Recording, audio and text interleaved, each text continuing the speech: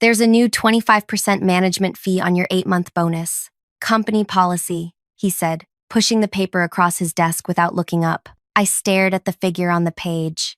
$15,000, reduced to $11,250. A management fee, I repeated, the words tasting strange. I'd never heard of such a thing in my 4 years with the company. Mr. Larkin finally met my gaze. Yes, Olivia. Management oversees all major projects. This fee reflects that involvement. I held the paper carefully, afraid my trembling fingers would tear it.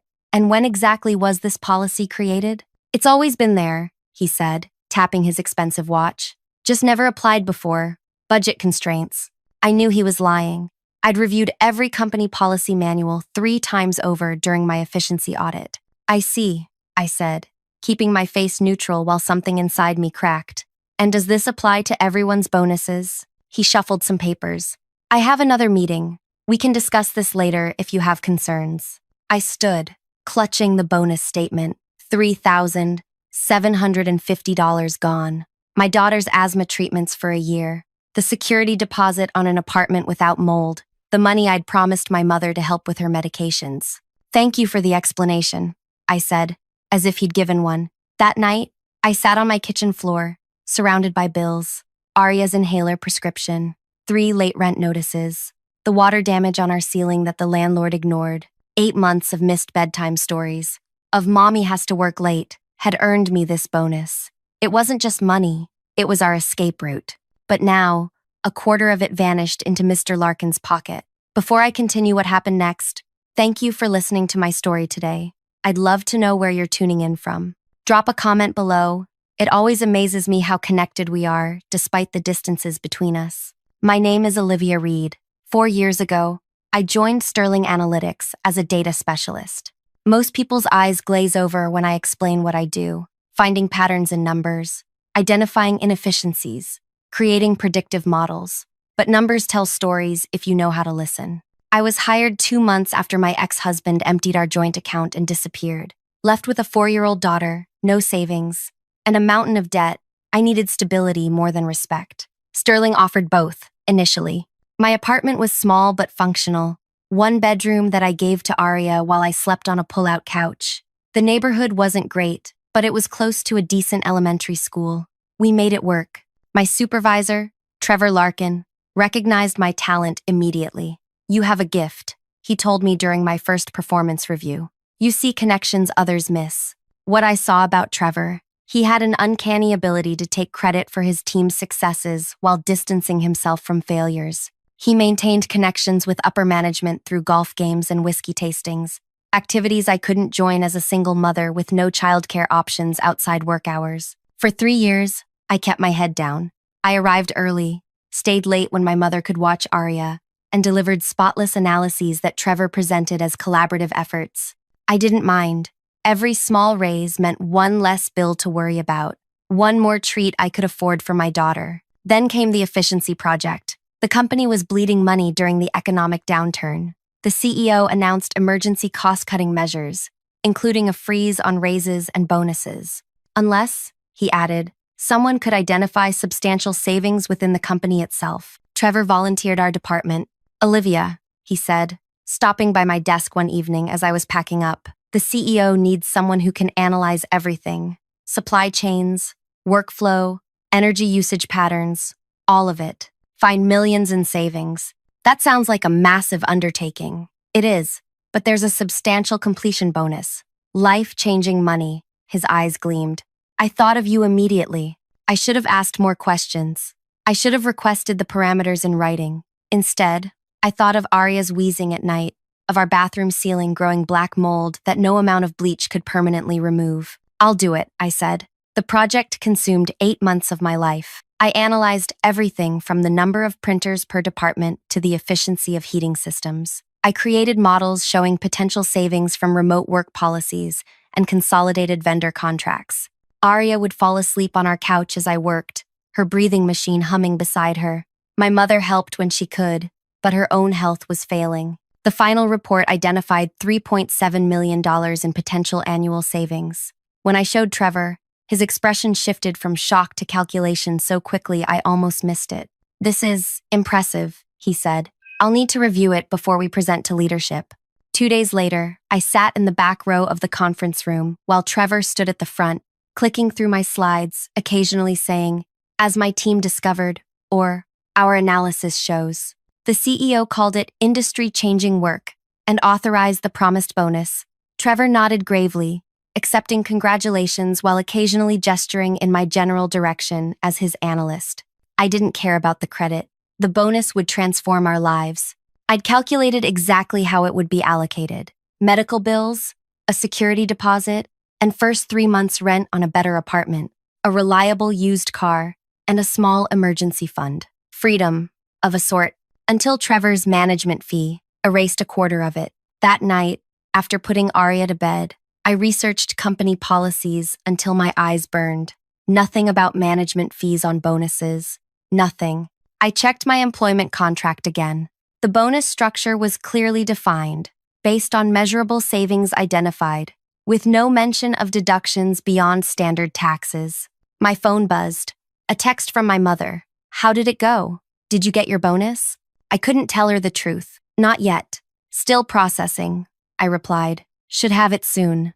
I looked at my daughter's school picture on the refrigerator. Arya had her father's curly hair and my determined chin. She'd been so brave through all the moves, the tight budgets, the nights I came home exhausted, 8 years old and already understanding concepts like, "We can't afford that right now," and "maybe next month." The management fee wasn't just about money. It was about dignity, about promises kept or broken. I opened my laptop again, this time pulling up our company's financial disclosure policies, then the employee handbook section on reporting ethical concerns. Finally, the organization chart. Trevor reported to the vice president of analytics, who reported to the chief operations officer, who reported to the CEO. 3 layers of management that might or might not take my concerns seriously. There had to be another way. I noticed an alert pop up on my calendar app. Team meeting tomorrow at 9 a.m. Trevor would be presenting the quarterly plan. The chief financial officer often attended these meetings to discuss budget implications. A plan began forming in my mind. The next morning, I stopped by Donut Palace on my way to work and bought 2 dozen assorted pastries, something I'd never done before. The woman behind the counter raised her eyebrows when I requested an extra-large black coffee with the order. "Long night?" she asked. "Long 8 months," I replied. "But maybe things are looking up." I arrived at the office 30 minutes early. Most of my colleagues were already at their desks, surprised when I offered them donuts. "What's the occasion?" asked McKenna, our marketing liaison. "Just grateful for such a supportive team," I said, my smile feeling strange on my face. I saved a maple bar, Trevor's favorite, and placed it on a napkin beside his usual seat in the conference room, along with the large black coffee. When he walked in, his appearance startled me. Trevor wore the same clothes as yesterday, with dark circles under his eyes. His normally perfectly combed hair looked hastily fixed. "Late night?" I asked innocently. He grunted something about finalizing the quarterly budget and grabbed the coffee gratefully. As our colleagues filed in, I noticed Trevor checking his phone repeatedly, his forehead creasing. He seemed distracted, nervous even. "Let's get started," he finally said, standing at the front of the room. "We have a lot to cover. First, the Williams contract." I raised my hand slightly. "Actually, I have a quick question about the new bonus fee structure." His coffee cup froze midway to his lips. "We can address that privately, Olivia. It's just, I'm confused," I continued, looking around the table. "Did everyone else's project bonuses have the 25% management fee too?" Confusion spread across my colleagues' faces. "What management fee?" asked McKenna, our finance coordinator. The door swung open. The CEO walked in with the chief financial officer. "Sorry to interrupt," said the CEO, his tall frame filling the doorway. "Just wanted to personally check on implementing those brilliant cost-saving measures." He nodded at me. "That analysis was remarkable work." Trevor's laugh sounded brittle. "We were just discussing implementation strategies." "Actually," I said softly, "we were discussing the new 25% management fee on project bonuses. I wanted to understand when this policy was created." I turned to the CFO. "Would your office have records of when this policy was implemented?" My supervisor's face drained of color. The CFO frowned. There's no such policy, she said. Trevor cleared his throat. It's a recent implementation. Perhaps it hasn't reached all departments yet. I removed a folder from my bag. That's strange. Here's my bonus statement, with the deduction clearly marked as management fee, company policy. I slid the paper toward the CFO, who picked it up with a deepening frown. I've never seen this format before, she said, examining the document. I nodded. I thought it seemed unusual too. The CEO stepped forward. What exactly are we talking about here? A misunderstanding, I'm sure, Trevor said quickly. Olivia received her project bonus yesterday, and there seems to be some confusion about standard deductions. A 25% deduction isn't standard, I said quietly. And according to my employment contract, the bonus structure is very specific. I slid a second paper forward. Not bank transfers, as everyone expected, but a single spreadsheet. The quarterly budget Trevor had accidentally left open on his computer when he rushed to the bathroom after I brought him his favorite donut. A budget showing a special performance incentive matching exactly 25% of my bonus, allocated to himself. The room went silent. The CFO gently took the paper, studied it, then passed it to the CEO. Where did you get this? Trevor demanded, his voice rising. Your computer screen. You left it open when you stepped out earlier. I was leaving the financial projection you asked for on your desk. I met his gaze.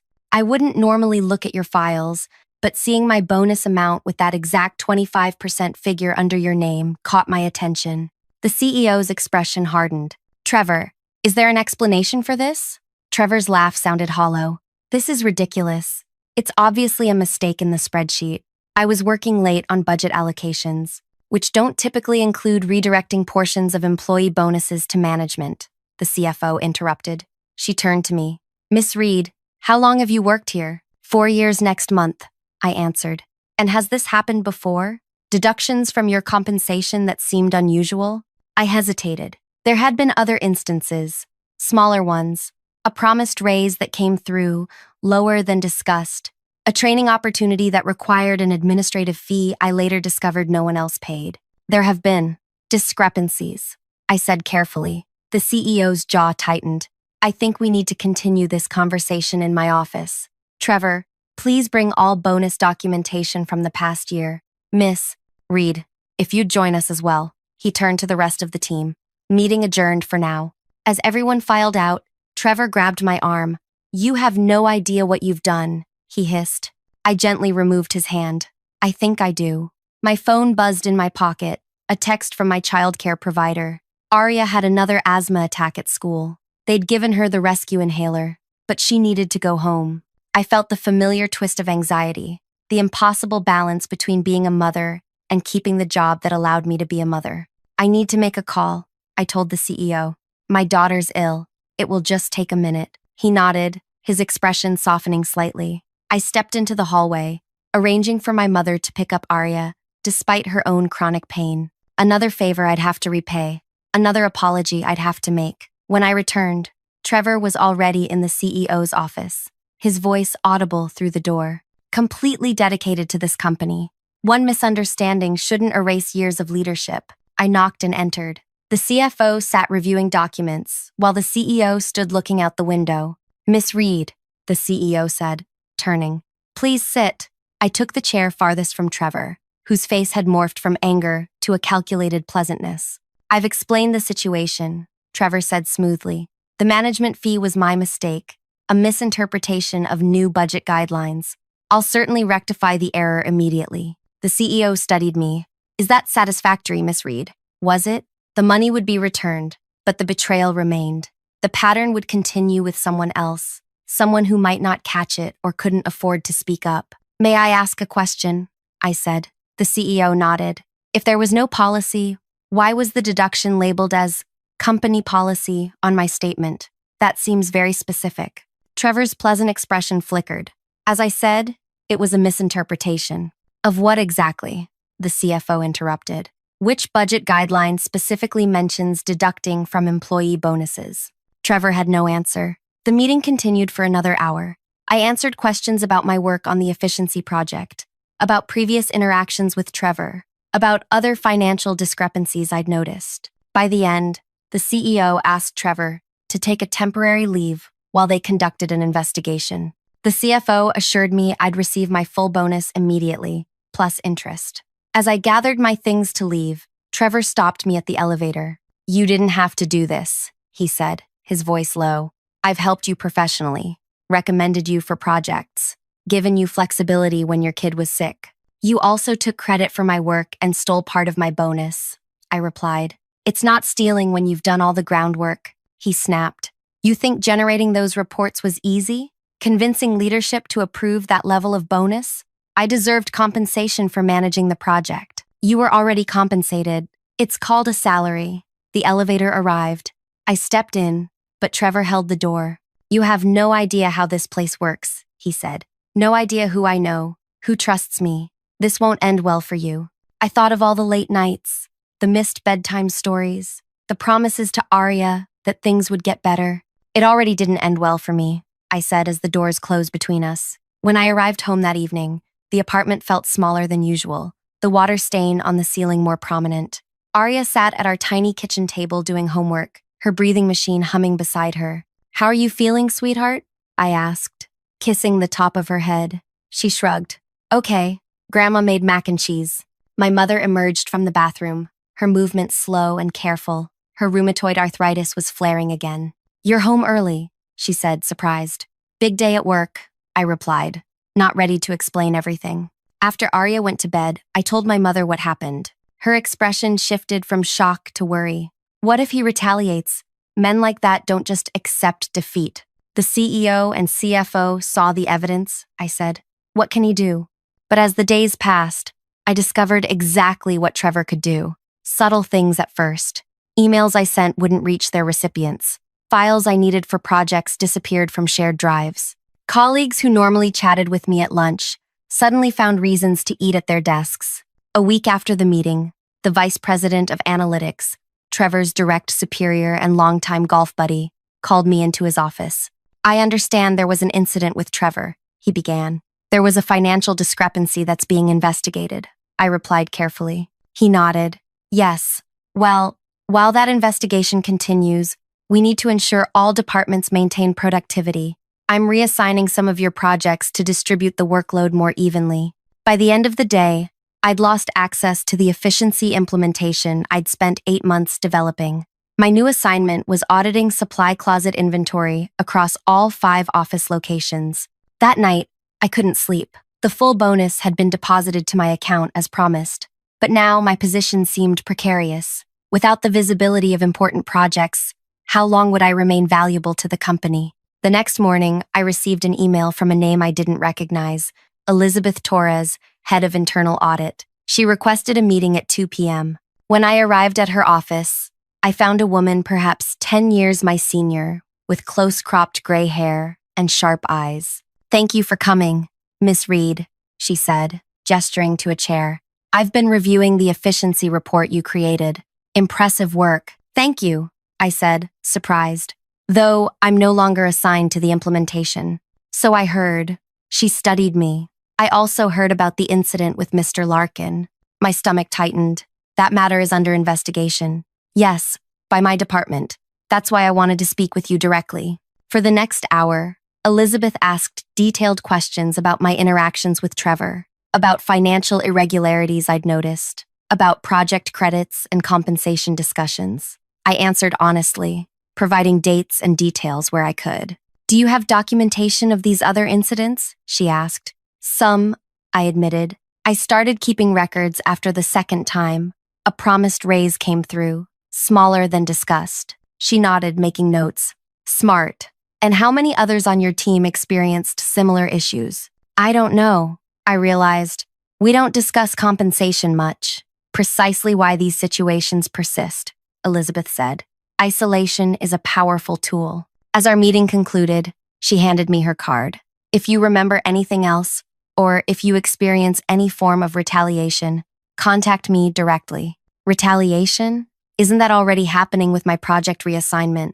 Elizabeth's expression remained neutral.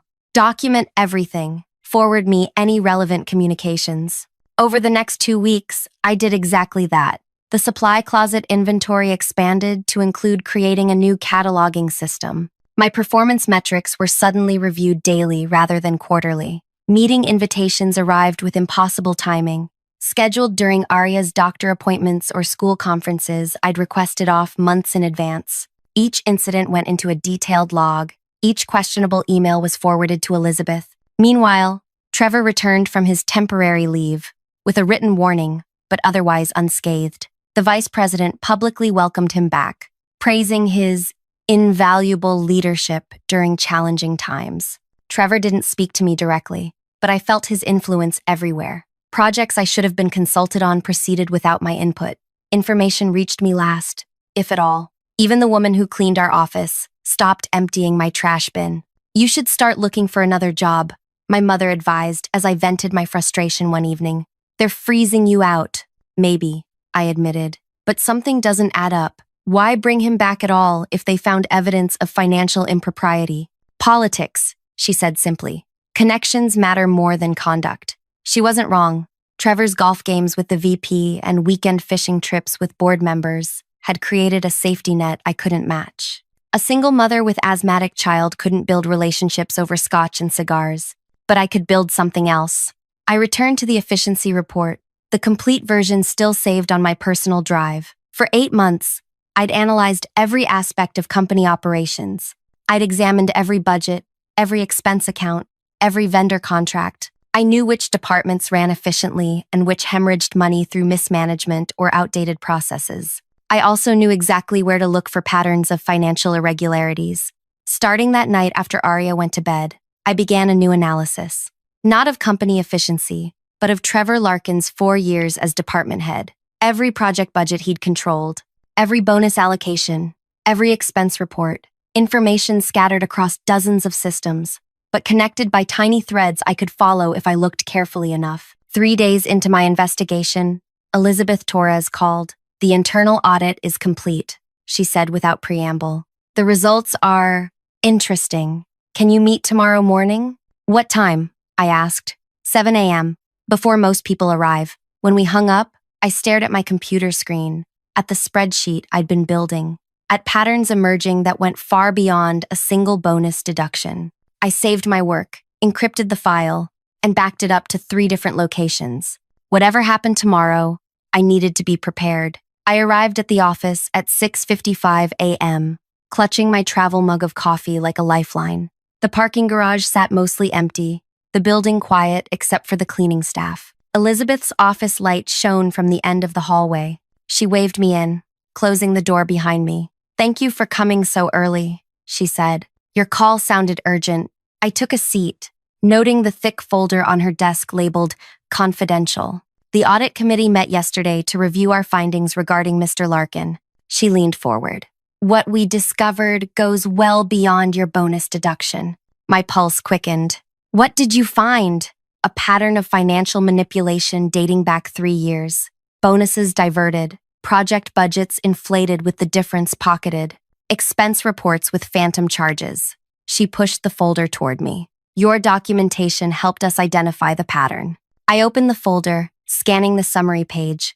The total amount misappropriated exceeded $170,000. "Why are you showing me this?" I asked. "Because despite this evidence, the executive team is hesitating to take action." Her expression hardened. "The vice president is arguing for a private reprimand and repayment plan. No termination, no legal consequences. The injustice of it burned. Because of his connections." She nodded. "The VP claims pursuing this could damage company reputation. He's pushing to handle it discreetly, meaning everyone else still suffers while Trevor gets protected." "Precisely." Elizabeth studied me. "However, the CEO isn't entirely convinced by this approach. He's requested a special meeting tomorrow with the executive team. Trevor will present the quarterly strategy, including implementation of your efficiency plan." "Which I've been removed from," I reminded her. "Yes, officially." She slid another document across the desk. "But as head of internal audit, I need someone to verify certain financial projections in that presentation. Someone who understands the complete efficiency framework." The document was a temporary authorization returning my system access for 24 hours. "This seems," I hesitated, "necessary for a thorough audit," she finished. "Nothing more." I took the authorization, And what exactly should I be verifying? Everything, Miss Reed, particularly the projected savings figures for next quarter.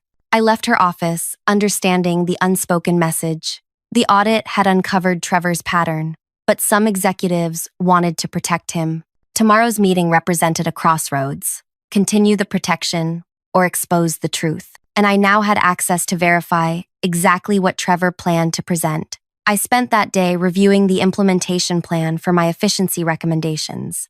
As expected, Trevor had modified several key components. He delayed the most impactful changes, diluted others, and entirely removed some that affected departments led by his allies. The modified plan would achieve barely 40% of the projected savings. That evening, I prepared 2 documents. The first contained my analysis of Trevor's implementation plan, highlighting the deviations from the original recommendations and their financial impact. The second document was different. For 3 nights, I'd been tracking Trevor's pattern of financial manipulation, not just what the audit found, but connections they might have missed. Projects where numbers changed between proposal and implementation. Team members whose bonuses didn't match their documented performance metrics. Budget allocations that shifted mysteriously between approval and execution. By midnight, I had a comprehensive record of every questionable financial decision in Trevor's department for the past 4 years. Not just the $170,000 the audit identified, but nearly $290,000 in total. I saved both files to a flash drive and finally went to bed. The next morning, I dressed with unusual care. A dark blue dress I'd bought on clearance last year but never worn. Small earrings my mother had given me for my 30th birthday. Battle armor of a sort. Arya noticed immediately. "You look pretty, Mom." "Thank you, sweetheart." I helped her pack her backpack. "Grandma will pick you up from school today, okay? I might be working late." She nodded, used to this routine. "Will we move soon? To the house with the yellow room?" The question caught me off guard. I'd shown her pictures of apartments in better neighborhoods, including one with a small yellow bedroom she'd immediately claimed as hers. "I'm working on it," I promised.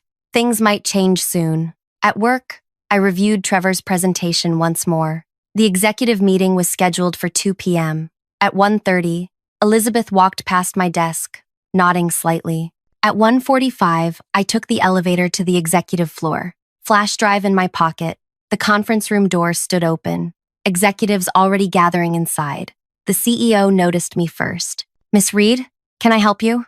"I was asked to provide some financial verification for today's presentation," I explained. "For the efficiency implementation discussion." He looked surprised but nodded. "Of course. We'll be addressing that portion around 2:30. I took a seat in the back corner, opening my laptop. Trevor entered minutes later, faltering slightly when he saw me, but quickly recovering. The vice president followed, frowning in my direction. "Why is Miss Reed here?" he asked the CEO quietly, but not quietly enough. "Financial verification," the CEO replied. "Given her intimate knowledge of the efficiency project, it seems appropriate." The VP looked displeased, but didn't object further. The meeting began with standard quarterly updates. I sat silently, waiting. At 2:25, Trevor stood to present the efficiency implementation plan. "As you know," he began, "my team developed a comprehensive efficiency framework projected to save $3.7 million annually. After careful analysis, I've optimized the implementation to balance immediate savings with operational stability." He displayed the modified projections, showing $2.9 million in savings, instead of the original $3.7 million.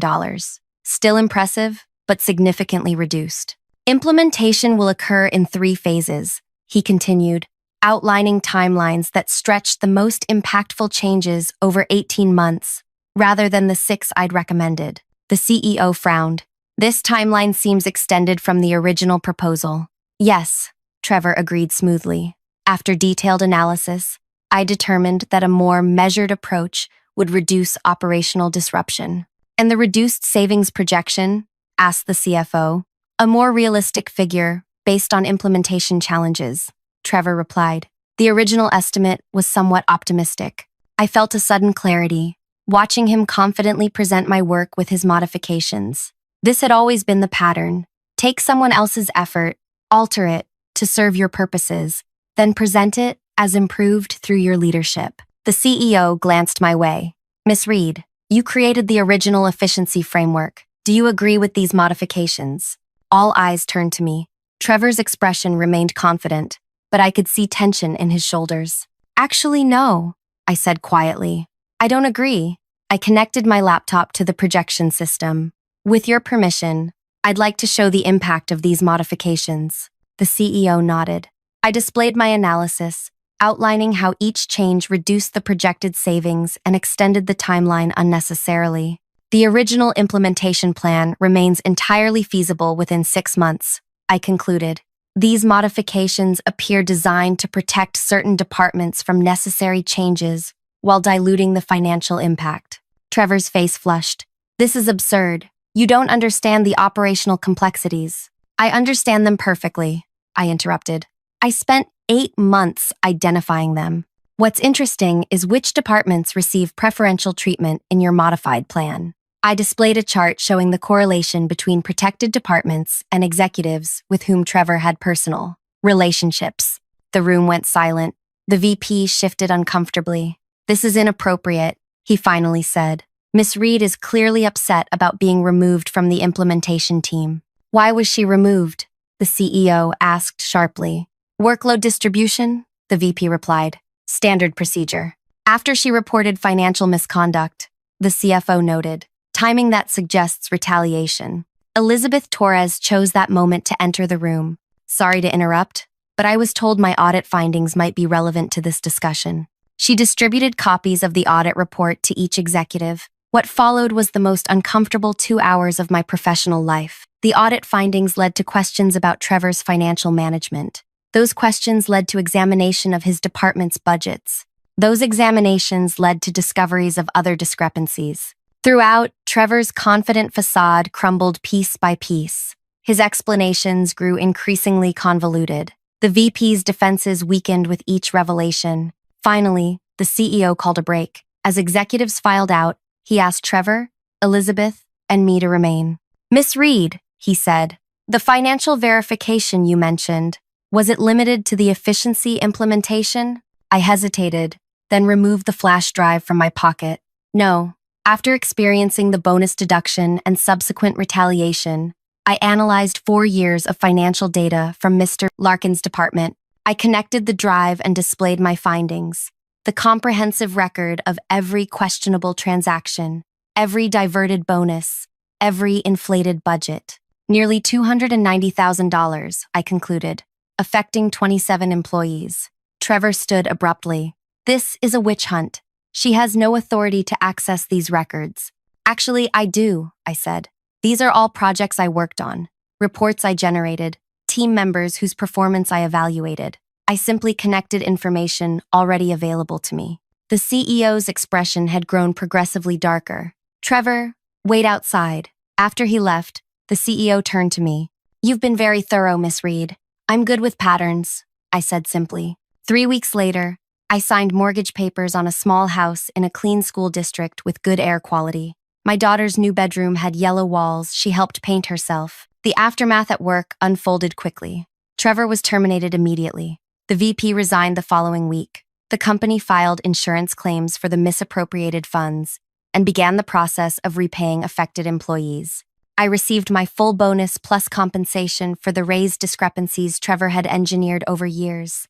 The amount was substantial, enough for a down payment on the modest house I'd never imagined owning. The CEO created a new position for me, Director of Operational Accountability, leading a team of 3 analysts.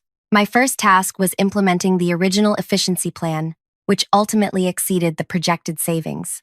Sometimes when Arya is sleeping, I sit in our small backyard and think about choices. Trevor lost everything, his job, his reputation, and possibly his freedom after the financial audit led to a criminal investigation, revealing a pattern going back much further than his time at our company. I never wanted to destroy anyone. I just wanted what was rightfully earned. I wanted my daughter to breathe easily in a home without mold. I wanted to answer her questions about money without that knot of anxiety in my chest. Power corrupts when it operates without accountability. Trevor believed his connections protected him from consequences. The VP thought company hierarchy outweighed company ethics. They were both wrong. My revenge wasn't crafty or complex. It was simply the truth, meticulously documented and presented when it mattered most. Arya starts third grade next week. Her new school has a science program she's excited about. Her asthma attacks have decreased by 70% since we moved. My mother lives in our spare room now, her medical care finally consistent. These are the real consequences, not just Trevor's downfall, but my daughter's rising health, not just financial recovery, but the breaking of a cycle of powerlessness. Not just professional advancement, but the knowledge that systems can change when people speak up. If you've stayed with my story this long, thank you. Your time and attention mean more than you know. If something in this resonated with you, please leave a comment sharing your thoughts. Have you ever faced a situation where speaking up felt impossible but necessary? How did you handle it? Every story shared helps someone else feel less alone in their struggle. And if you found value here, consider subscribing for more. We're all just trying to find our way through complicated situations. It helps to walk together.